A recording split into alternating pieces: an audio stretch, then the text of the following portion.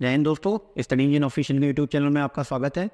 आज हम बात करेंगे भारत के प्रमुख ऑपरेशंस के बारे में। जी हाँ दोस्तों, इंडिया की हिस्ट्री में जो गवर्नमेंट ऑफ इंडिया या इंडियन आर्म फोर्सेस द्वारा जितने भी ऑपरेशंस अभी तक कंडक्ट कराए गए हैं वो सारे ऑपरेशंस हम इस लेक्चर में कवर करेंगे। तो चलिए स्टार्ट करते हैं।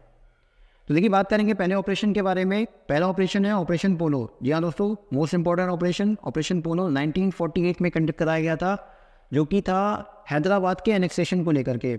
हैदराबाद एक रियासत थी। 1947 में जब देश आज़ाद हुआ था तो कई सारी रियासतें उभर के आईं, उनमें से एक हैदराबाद थे। तो हैदराबाद के निज़ाम ने क्या हुआ, ना ही पाकिस्तान के साथ और ना ही भारत के साथ खुद को सम्मिलित होने को कहा, बल्कि ये खुद को एक स्वतंत्र राष्ट्र के रूप में बनाना चाहते थे।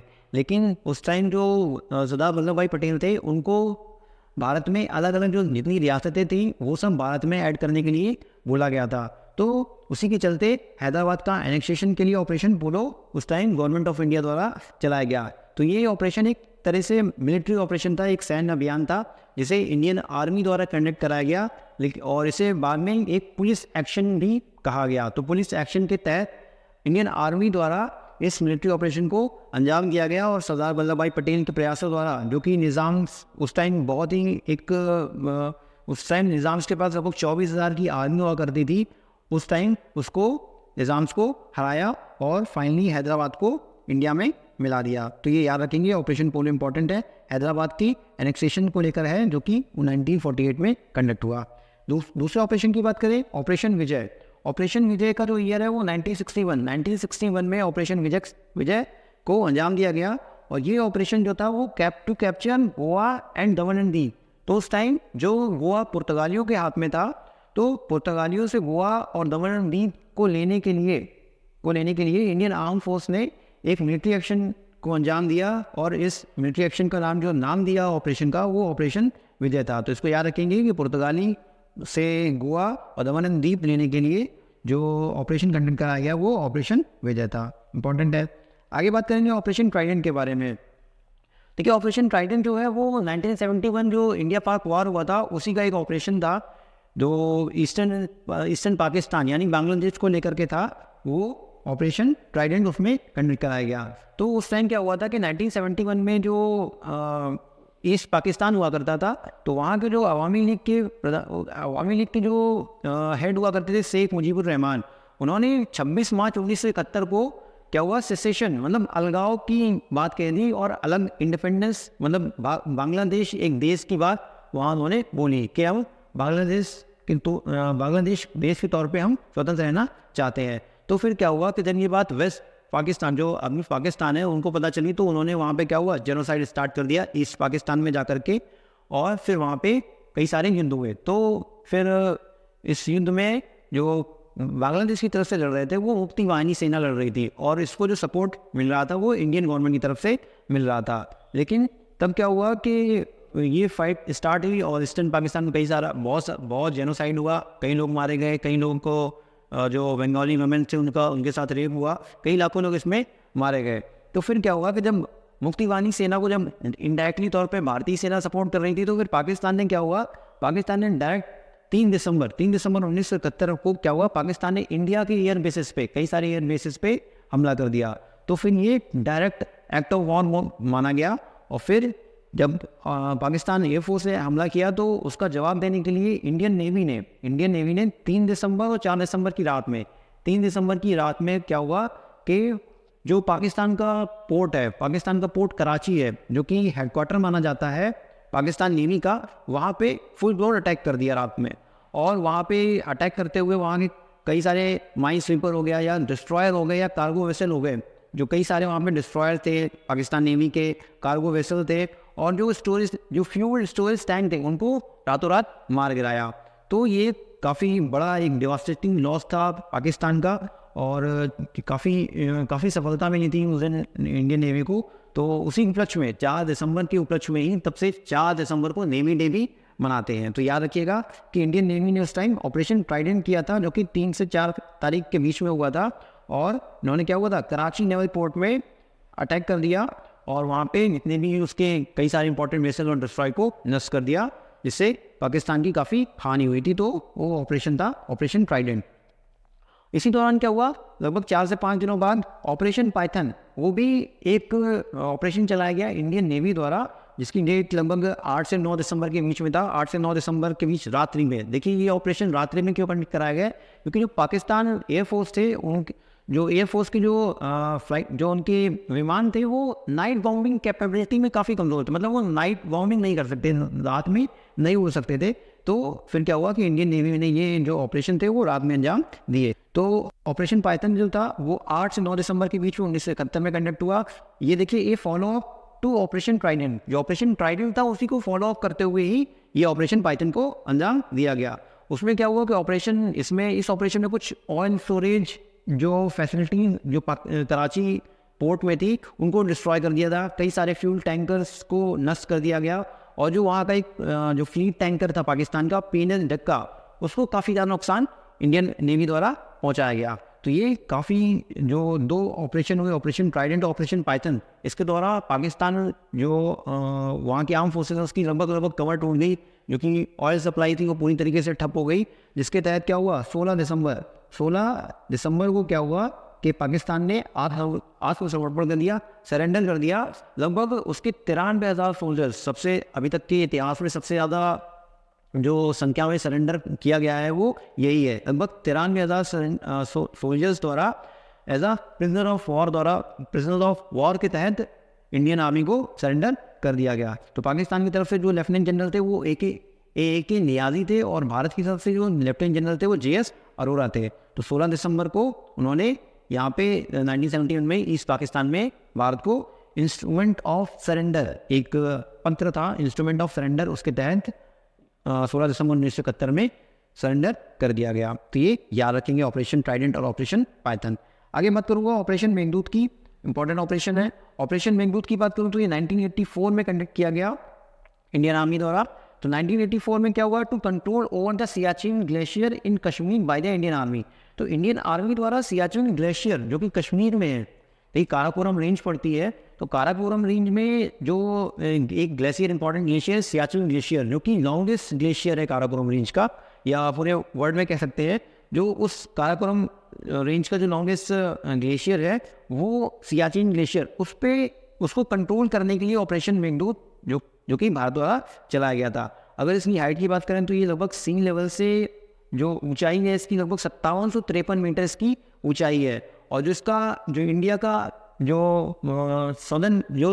सदर्न पॉइंट, देखिए इंडिया पॉइंट हो गया, और जो इसका नॉर्दर्न पॉइंट इंडिया का बोला जाता है, मोस्टली नॉर्दर्न पॉइंट, वो इंदिरा कॉल बोला जाता है, वो भी सियाचिन ग्लेशियर पे ही स्थित है। तो इसको याद रखेंगे। तो देखिए, जो इंडिया पाकिस्तान के बीच में LOC है, वो जाके वो इसी के सियाचिन ग्लेशियर पे ही खत्म हो जाती है। जो लास्ट पॉइंट है जो LOC का, वो NJ 9842 पॉइंट है, NJ 9842 पॉइंट है, वहाँ पे जाके LOC खत्म हो जाती है, और उसके बाद सियाचिन ग्लेशियर स्टार्ट हो जाता है। तो ग्लेशियर इतना ठंडा रहता है, इतना हाइट पे रहता है, तो ये एक तरह से कह सकते हैं अनएक्सेसिबल टेरेन है, मतलब यहाँ पे रुकना या वहाँ पे पहुँचना बहुत ही कठिनाई भरा यहाँ पे रहता है। तो क्या हुआ कि उस टाइम 1984 की बात है, अप्रैल 1984 में क्या हुआ कि जो पाकिस्तान आर्मी द्वारा एक ऑपरेशन चलाया गया, ऑपरेशन अबाबील। वहाँ पे क्या हुआ कि उसको जो ये ऑपरेशन का मकसद था वो था कि सियाचिन ग्लेशियर पे जाके कब्जा कर लेना। और सियाचिन ग्लेशियर का मतलब है कि वो जो टॉप हाइट्स हैं, वो अगर वहाँ पे कोई पहुँच गया तो वहाँ से फिर दूसरे देश पे निगरानी रखना काफ़ी ईजी हो जाएगा। तो ऑपरेशन अबाबील वहाँ पे चलाया गया पाकिस्तानी आर्मी द्वारा।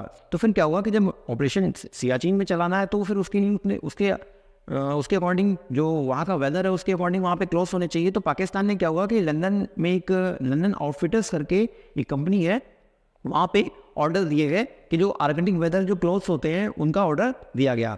लेकिन गलती क्या हो गई कि जो लंदन आउटफिटर्स है वो इंडिया को भी सप्लाई करते थे, काफ़ी सारे जो क्लोथ्स हैं वो इंडिया को भी सप्लाई करते थे। तो इन बात की जानकारी इंडिया को हो गई, तो इंडिया ने भी वहीं पे जा कर के फिर उनसे जस्ट डबल वहीं पे ऑर्डर किया, जो क्लोथ्स थे उनको ऑर्डर किया, और वहाँ पे अभियान चलाया कि हम पाकिस्तान आर्मी से पहले वहाँ पे सियाचिन ग्लेशियर में पहुँच जाएंगे। तो ये बात थी देखिए 13 अप्रैल 1984 की, जो कि पाकिस्तान आर्मी ने जो टारगेट रखा था वो 17 अप्रैल 1984 तक सियाचिन ग्लेशियर में पहुंचने का था। लेकिन जो इंडियन आर्मी ने रखा उससे 4 दिन पहले 13 अप्रैल 1984 को वहां पहुंचने का निर्णय किया। तो फिर क्या हुआ, इंडियन आर्मी ने चढ़ाई स्टार्ट करी तो वहाँ के जो इंपॉर्टेंट पासेज है, जो सियाचिन ग्लेशियर के जो इंपॉर्टेंट पासेज है, सबसे ऊपर इंदिरा कॉल हो गया, उसके नीचे सियाला हो गया और उसके बाद विलाफोर्डला हो गया, तो इन पे फतेह हासिल करना स्टार्ट कर दिया। तो 13 अप्रैल को विलाफोर्डला, 17 अप्रैल को सियाला, वहाँ पे इंडियन आर्मी ने वहाँ पे कब्जा कर लिया। उसके बाद जब तक पाकिस्तान आर्मी आई तब तक देखा कि इंडियन आर्मी का वहाँ पे कब्जा हो चुका है।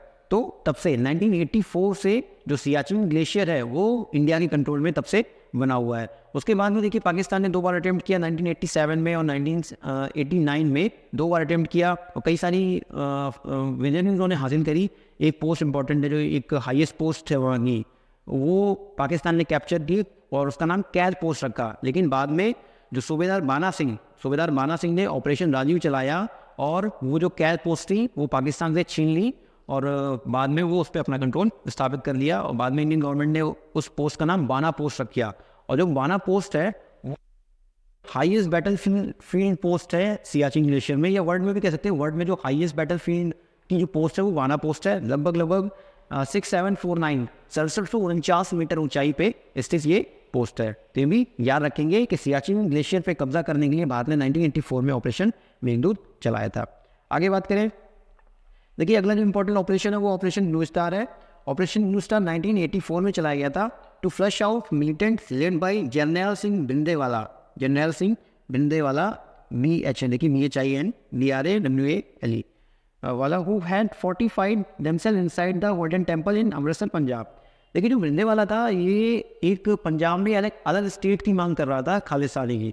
तो खालिस्तान स्टेट की बात कर रहा था। तो उस टाइम जब इसकी मांग नहीं मानी गई तो इसने क्या किया, इसने लगभग जून के स्टार्टिंग में 1984 में जो अमृतसर में गोल्डन टेम्पल है वहाँ पे जाकर के खुद को शरण दे दी हथियारों के साथ, और उसके जो और भी मिलिटेंट्स थे सब वहाँ पे जाके गोल्डन जो हरमिंदर साहिब टेम्पल है उसके अंदर जाके छिप गए और वहाँ से उस पर कब्जा कर लिया। तो फिर क्या हुआ कि उसको छुड़ाने के लिए operation Blue star Indian government द्वारा चलाया गया। उसमें क्या हुआ कि इंडियन आर्मी वहाँ पे गई और 3 जून को गोल्डन टेम्पल को इंडियन आर्मी द्वारा घेर लिया गया। उसके बाद फाइट स्टार्ट होती है। तो फाइट में क्या हुआ, इनिशियली इंडियन आर्मी को कई सारा हैवी कैजुअलिटी उठानी पड़ी, क्योंकि जो इनके जो विंदेवाला थे और इनकी जो मिलिटेंट्स थे इनके पास कई सारे एंटी टैंक गन्स थे, रॉकेट लॉन्चर्स हो गए, ये इनके पास काफ़ी अच्छी मशीन गन्स थी और कई सारे पोजीशंस स्नाइपर्स को लिए बैठे थे। तो इनिशियली जो इंडियन आर्मी को कई सारे लॉसेस को देखना पड़ा।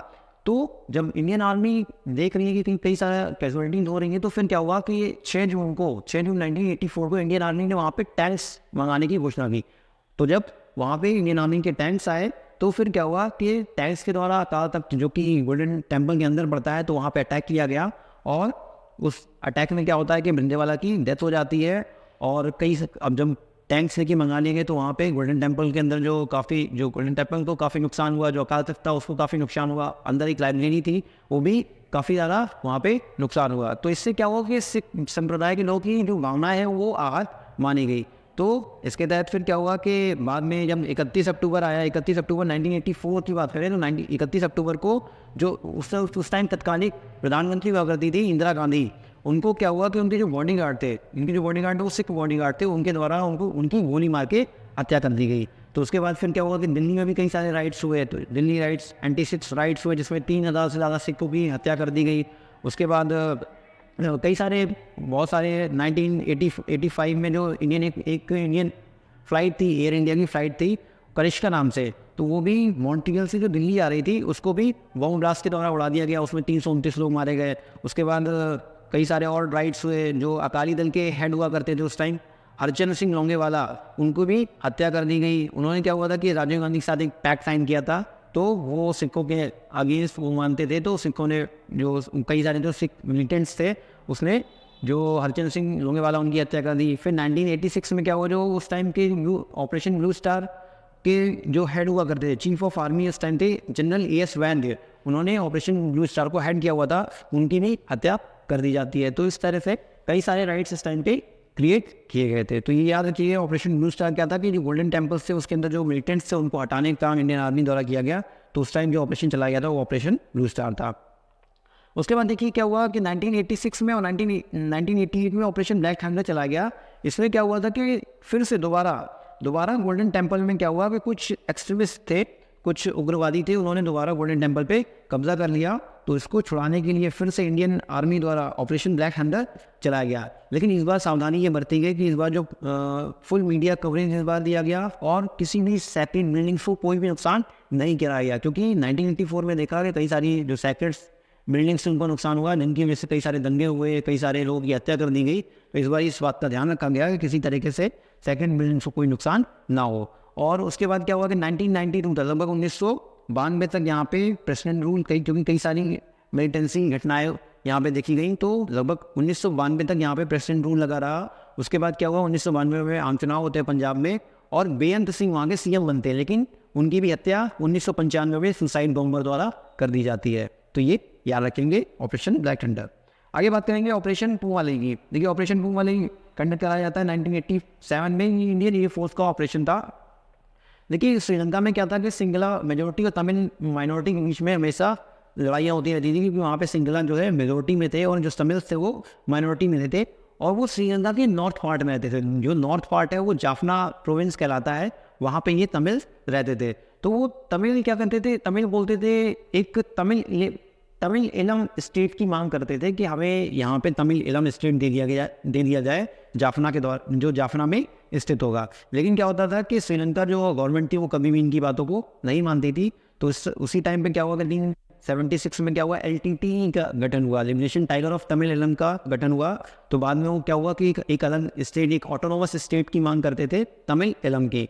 तो उसी के द्वारा क्या हुआ कि 1987 में क्या होता है कि श्रीलंकन आर्मी द्वारा इस पूरे ही श्रीलंकन आर्मी क्या करती है, पूरे जाफना को सीज कर देती है, जो कि जहाँ पे ये LTT वाले जो इनका स्ट्रॉन्ग होल्ड था, जहाँ पे ये रहते थे, वो पूरी ही श्रीलंकन आर्मी द्वारा उसको घेर लिया जाता है और उसको खाली कराने की बात कही जाती है। तो इसमें क्या होता है कि फिर इंडियन गवर्नमेंट है उस पर प्रेशर पड़ता है, क्योंकि जो तमिल्स हैं, तमिल्स आबादी जो है वो इंडिया में भी रहती है। तो इंडियन गवर्नमेंट जो होती है वो तमिल्स को सपोर्ट करने के लिए और जो अपनी क्रेडिबिलिटी, जो तमिल्स पॉपुलेशन इंडिया में उसको अपनी क्रेडिबिलिटी दिखाने के लिए क्या होता है कि इंडियन आर्म फोर्सेस एक मर्सी मिशन भेजती है वहाँ पे, जो कि इंडियन आर्म फोर्स द्वारा इंडियन एयरफोर्स द्वारा कंडक्ट किया जाता है। तो उसमें क्या होता है कि जो तमिल्स एरिया था जाफना के ऊपर, वहाँ पे एयर ड्रॉप सप्लाईज की जाती है, मतलब वहाँ पे जो राहत सामग्री होती है वो ड्रॉप की जाती है जाफना में, इन सपोर्ट ऑफ तमिल टाइगर्स। जो तमिल टाइगर्स लड़ रहे थे तमिल इलम के लिए, उनको सपोर्ट करने के लिए ड्यूरिंग श्रीलंकन सिविल वॉर। तो ये याद रखिएगा कि 1987 में ऑपरेशन पूवाली किया जाता है इंडियन एयरफोर्स द्वारा, जो कि जो श्रीलंकन आर्मी द्वारा जाफना को सीज कर दिया गया था। वहाँ पे जो तमिल टाइगर्स लड़ रहे थे उनको एयर सप्लाई मतलब एयर ड्रॉप के द्वारा सप्लाईज उपलब्ध कराने के लिए। तो ये याद रखेंगे। आगे बात करते हैं। देखिए अगला ऑपरेशन है ऑपरेशन पवन, 1987 में किया गया।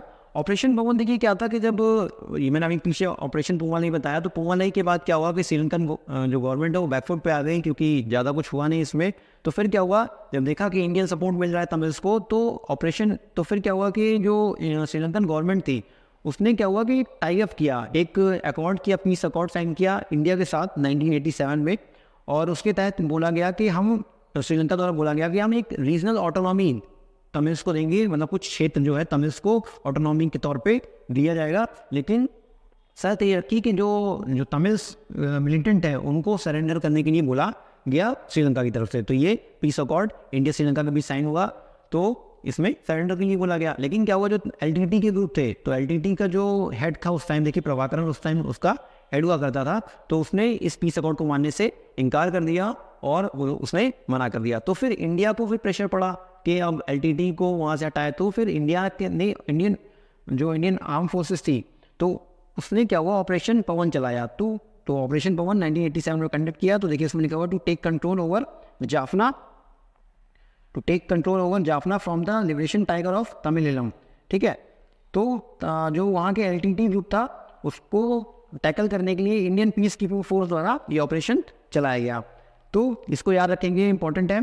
तो उस समय क्या था, जो LTT हुआ करता था उसकी खुद की एयरफोर्स थी और खुद की नेवी उस टाइम पे खुद की हुआ करती थी, तो उससे टैकल करना काफ़ी मुश्किल था। लेकिन क्या हुआ कि इंडियन पीस कीपिंग फोर्स 1987 में वहाँ जाती है एज आ इंडियन, जो कि इंडियन आर्मी का पार्ट था, और वहाँ पे उससे LTT से युद्ध होता है वहाँ पे, और काफ़ी टाइम युद्ध होने के बाद इसको इंडियन आर्म फोर्सेज है इन्हें उसको काफ़ी सफलता भी मिलती है।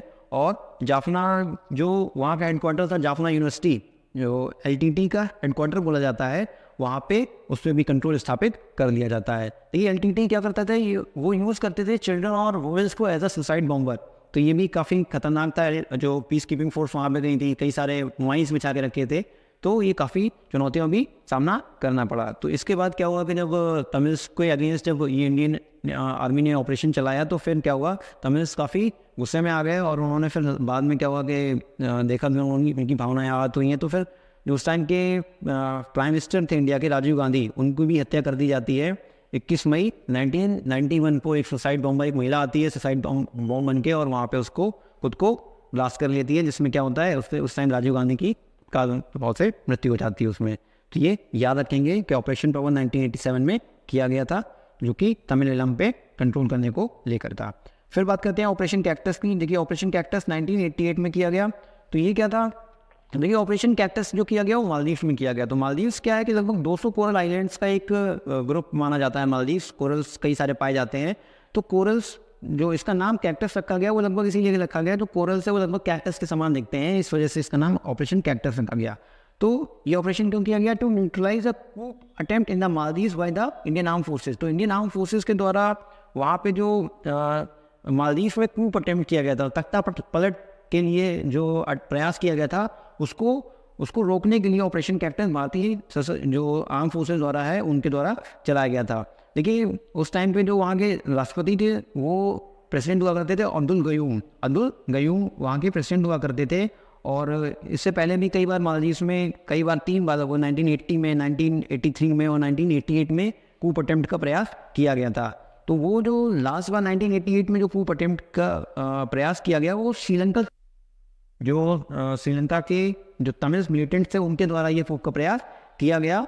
और जो इसको हेड कर रहा था, वो मालदीवियन एक बिजनेसमैन था, अब्दुल्ला लतीफ़ी के द्वारा इसको हेड किया जा रहा था। तो फिर क्या हुआ कि ये जो लगभग 80 आम जो तमिल मिलिटेंट्स से श्रीलंका से जाते हैं बोट पे, और वहाँ पे मालदीव्स पहुँचते हैं, और वहाँ की राजधानी हो गई, और जो कई सारी इंपॉर्टेंट गवर्नमेंट बिल्डिंग्स हो गई, पोर्ट्स हो गए, उनको अपने में कैप्चर, उनको अपने कंट्रोल में कर लेते हैं। तो फिर क्या होता है कि जो वहाँ के प्रेसिडेंट हैं, मैंने आपको बताया अभी, तो वो क्या होता है कि वो आह्वान करते हैं सेव अवर साउथ, SOS का आह्वान करते हैं अलग अलग देशों द्वारा, जो पाकिस्तान हो गया, श्रीलंका हो गया, US, UK और इंडिया को सेव अवर साउथ का मैसेज देते हैं कि हमें बचाया जाए यहाँ पे इन मिलिटेंट्स के द्वारा। तो फिर क्या होता है, इंडियन गवर्नमेंट द्वारा लगभग SOS मैसेज के 9 घंटे के भीतर इंडियन ट्रूप्स को, लगभग 1600 इंडियन पैरा ट्रूप्स को वहाँ पे एयर ड्रॉप कराया जाता है। इससे क्या होता है कि वहाँ इंडियन एयर ट्रूप पहुँचते हैं, पैरा ट्रूप जो है वो पहुँचते हैं वहाँ पे, और वहाँ पे जो एयर फील्ड होती है उसको सिक्योर करते हैं। वहाँ पे जो प्रेसिडेंट हैं, जो उसके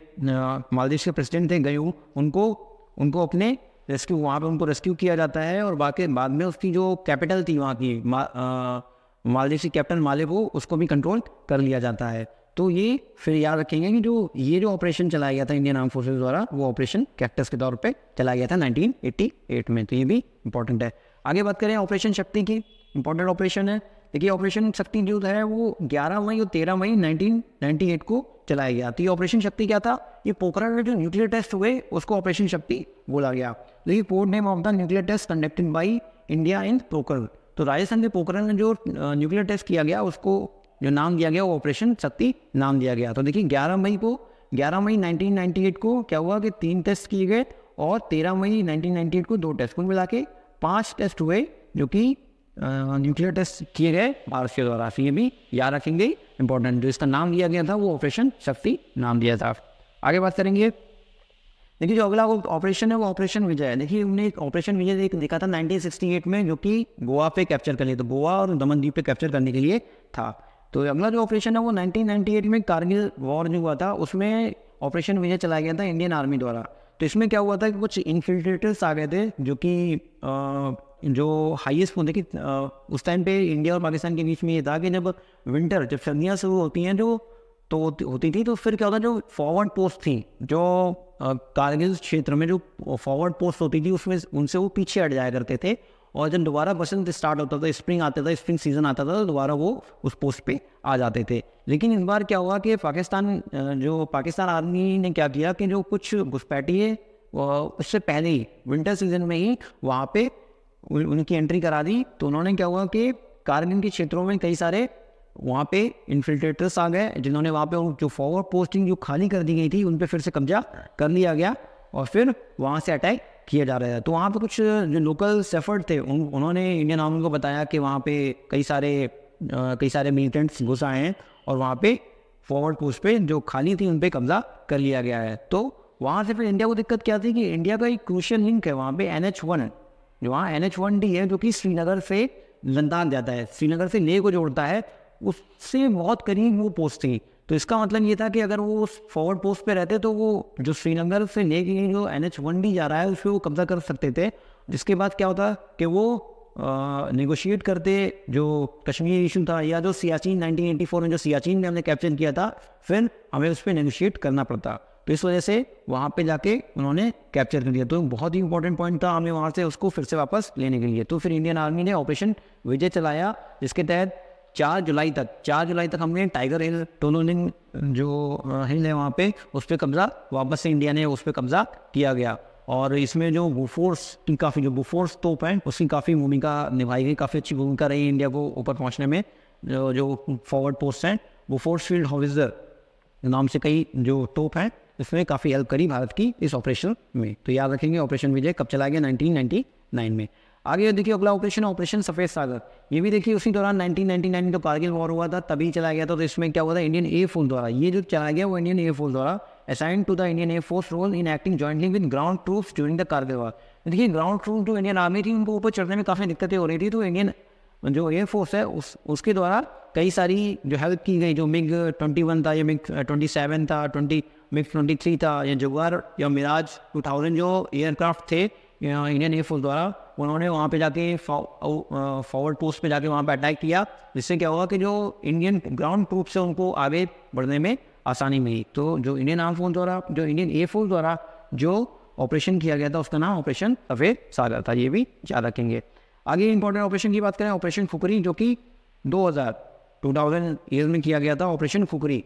ये ऑपरेशन देखिए क्या था, ये सियरा लियोन में जो सिविल वॉर चल रहा था के तहत UN ने वहाँ पे पीस कीपिंग फोर्स भेजी, जिसमें इंडिया की फोर्स थी, जिसमें घाना की फोर्स थी, ब्रिटेन की फोर्स थी और नाइजीरिया की फोर्स थी। तो इंडिया की तरफ से जो इसमें पार्टिसिपेट किया वो गोरखास थे। कौन थे? गोरखास जो थे, इन्होंने फाइट किया इंडिया की तरफ से। तो ये याद रखेंगे कि जो ऑपरेशन खुकरी था वो इंडिया की तरफ से जो लड़ा गया वो गोरखास द्वारा लड़ा गया सियरा लियोन में। वहाँ पे जाकर के जो सिविल वॉर हो रही थी वहाँ पे इंडिया के द्वारा ऑपरेशन खुकरी चलाया गया, जो ईयर था वो 2000 था। तो ये भी याद रखेंगे। आगे देखते हैं। आगे देखिए अगला ऑपरेशन है ऑपरेशन ब्लैक टॉर्नेडो।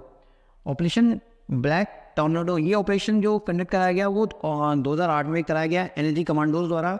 देखिए 2008 में क्या हुआ था कि मुंबई अटैक 26 नवंबर को मुंबई में अटैक होते हैं। पाकिस्तान के जो टेररिस्ट थे उनके द्वारा यहाँ पे अटैक कर दिया जाता है। तो जो मेनली 4 टारगेट्स रखे जाते हैं, जो मुंबई का जो ताज होटल है और उसके बाद ओबराय ट्राइडेंट हो गया, नरीमन हाउस हो गया और छत्रपति शिवाजी टर्मिनस में इन मिलिटेंट्स द्वारा क्या होता है, इन टेररिस्ट द्वारा अंधाधुंध फायरिंग की जाती है। इसमें कई लोग की जान चली जाती है।